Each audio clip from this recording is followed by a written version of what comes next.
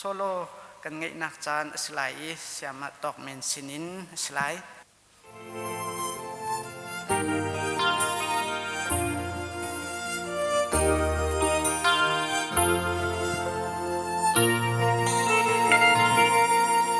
kanun nak cha ke hermi atam pi ke hermi laga ke herbik mi jisu kanun nak cha ka du mi thil tam pin laga jisu hi ka du bi ko kanun chung nung big jisu du big ding le chi big ding mi chu jisu Christ do big ding dong jisu Christ ama nak chung chuang lo ama chu kan her mi say song atli ama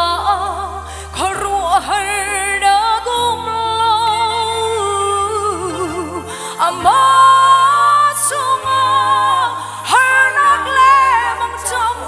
lâu kan đam na si boy trong mà si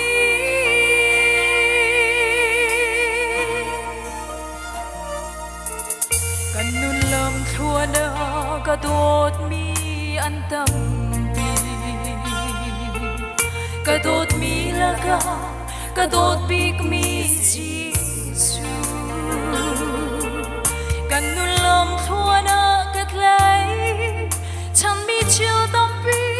laga jisu hi kat lai chan bi kan nun a chung nung bi jisu tu big ding le chi big ding mi chu jisu dòng Giêsu Christ ama nak chung chuang lo ama chu gan her mi say song ni ama khoru har da gum lo ama chunga har nak le mang chom lo kan dam si boy trong mà si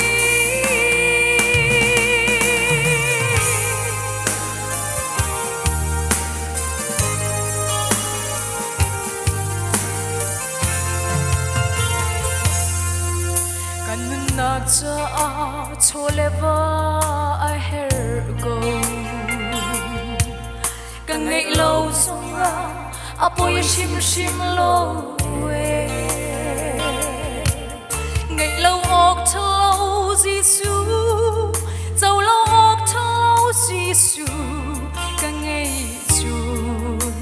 càng hà ngâm càng nôn chung nung big Giêsu tu big ding le chi big ding mi chu Giêsu big ding dong Giêsu Christ ama nak chung chuang lo ama chu gan her mi say song di ama khoru har da gum lo ama sunga har nak le mang tam lo kan dam na si boy trong mà si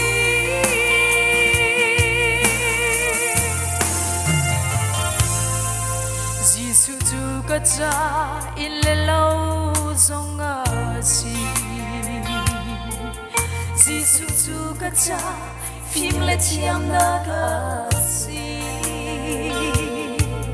Giêsu tu kai ma cha ka dam na asi kacha apakhat na kasi kanun na achung nung bisisu du big ding le chi big ding mi chu Giêsu Christ do big ding dòng Giêsu Christ ama nak chung chuan lo ama tu God help me say song